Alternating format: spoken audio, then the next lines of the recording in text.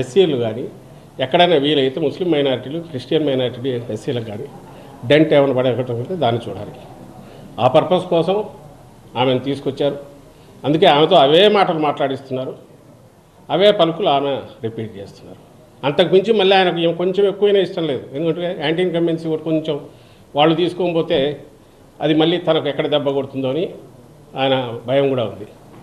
So ఈ controlled దీంతో నడుపుతున్న ఒక ప్రచారం, దుష్ప్రచారం రాదా ఆ స్ట్రాటజీ తప్ప చంద్రబాబు గారిది. అందులో ఈమె కేవలం ఒక చిన్న పావు, అంతకుమించి దీనికి వేరే ఇది లేదు.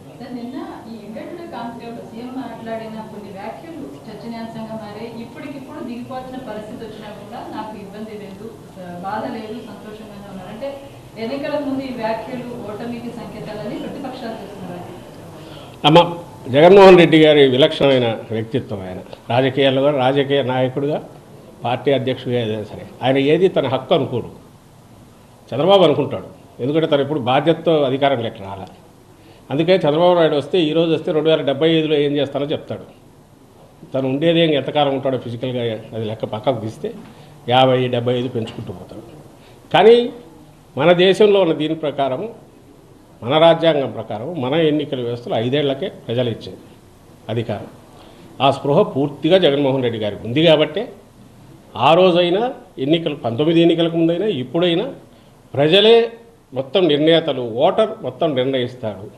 మనకున్న కాల పరిమితి 5 ఏళ్ళు. 5 ఏళ్ల తర్వాత ఫ్రెష్గా వెళ్ళాలి, మళ్ళీ బ్లెస్సింగ్స్ కోరాలి. ఆ కోరేటప్పుడు మనం ఏమేం చేశామో చెప్పుకోగలగాలి. 19కి ముందు హోప్ క్రియేట్ చేశారు, ఇప్పుడు ఆ హోప్ను రియలైజ్ చేశారు కాబట్టి ఇవి చెప్పుకొని వెళ్తామంటూ ఆ కాంటెక్స్ట్లో క్వశ్చన్ మీరు గమనించారు. ఏమడిగాడు ఆయన?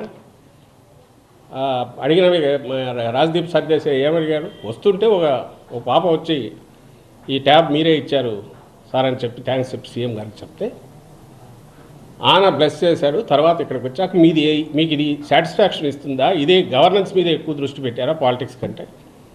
ఇదే ఎక్కువ మీకు సాటిస్ఫాక్షన్ ఇస్తుందంటే దానికి భావోద్వేగంతో ఆయన రియాక్ట్ అవుతూ ఆయన చెప్పిన మాట, ఐ ఫీల్ సో హ్యాపీ, ఈ 4.5 ఏళ్లలో ఇన్ని కోట్ల మంది జీవితాలను నేను సృజించగలిగినందుకు, వాళ్ళని టచ్ చేయగలిగినందుకు, పాజిటివ్ స్మైల్ తీసుకురాగలిగినందుకు నా జన్మ ధన్యమైంది అనుకుంటాను అనే 10 సెన్స్లో అంటూ, ఇఫటాల్ ఒకవేళ ఇది కావాల్సి వచ్చినా నేను పూర్తి సాటిస్ఫాక్షన్తో ఉంటాను. ఎవరు అనగలరు? అది ఒక మహాస్థితి ప్రజ్ఞుడు మాత్రమే అనగలడు. ఇప్పటికి 75 ఏళ్ళకు కూడా ఎట్లా ముఖ్యమంత్రి కుర్చీ కోసం పట్టుకోవాలా, దాని కోడు పక్కన పట్టుకొని అయినా పైకి ఎట్లా పాకాలా, ఎవరి భుజాల మీద ఎక్కాలనుకుని చంద్రబాబు నాయుడు గారు అనలేడు అన్నమాట.